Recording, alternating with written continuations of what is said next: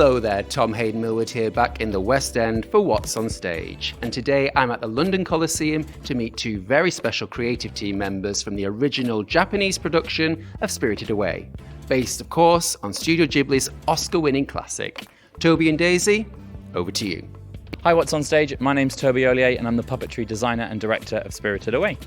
And I'm Daisy Beattie. I'm the puppetry co-designer and the supervisor for the puppets on Spirited Away. And we thought we'd invite you backstage to meet some of the show's much-loved puppets.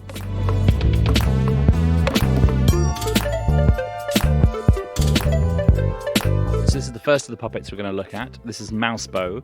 This is Yubaba's baby Bo when he is transformed into a mouse by Yubaba's twin sister, Zeniba.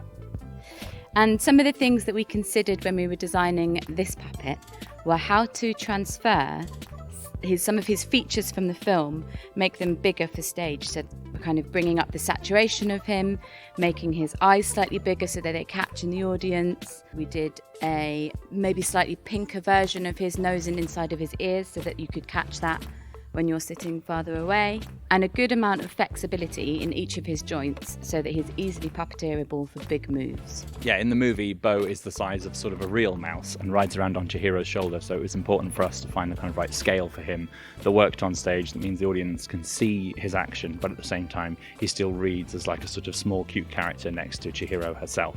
The puppet is operated by one person. There's two rods in the back, one in the back of his head and one by his tail. And so all of his limbs kind of dangle and move by themselves. So the puppeteer has to get used to kind of swinging and catching his legs and feet to make him walk, jump, stand up, dance, bow. He has quite a lot of range of motion. So this is our puppet frog Ogairu, who is the doorman of the bathhouse. So Ogairu is obviously a frog, and he needs to be very springy and very kind of stretchy in his movements. He's also another one-person operated puppet, so a lot of his limbs have to kind of have their own tension and spring in them without somebody directly holding them a lot of the time. So a lot of his joints actually have elastic in them to make them very springy, so his legs sort of want to be straight, and so the puppeteer can press into his legs and they kind of straighten themselves, which gives him that kind of bouncy, squishy, frog-like quality. We also wanted to work out how he could open his mouth nice and wide and how he would have that hidden in the back. So the puppeteer is operating from behind a hole in his back and has a trigger which then opens the mouth.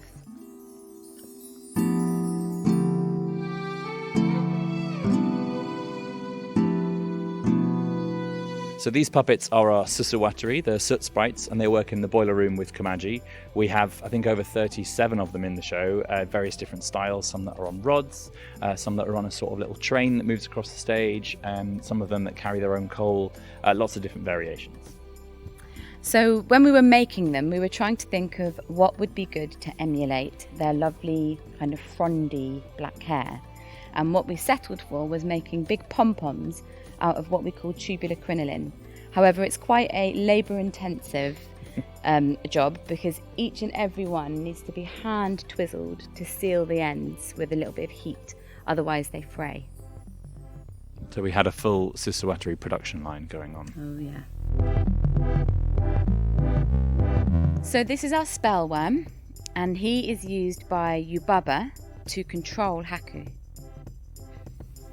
His body is basically a sort of fabric tube with a little sculpted head, all covered in this sort of phosphorescent fabric so that he really stands out on stage. And he starts off kind of rolled up when he's coughed out of Haku's mouth, and then kind of evolves in front of the audience and takes shape before he's chased away by the susawataris and ultimately defeated by Chihiro. When we were designing him, one of the things that we were quite keen on is that he should be able to twist nicely from the bottom of his body, so that he can have the ability to look quite small and then also enlarge himself bigger when he needs more to take up more space on stage. We hope you've enjoyed this behind-the-scenes look at Spirited Away. And we hope you come and see the puppets in action live and in person at the London Coliseum. Tom, back to you. Spirited Away continues its European premiere run until the 24th of August 2024. As always, you can leave your thoughts about the show in the comments section down below, but please, for the love of soot sprites, keep it kind, subscribe to our channel, give us a like, and ring that bell for notifications. And I'll see you next time for What's on Stage.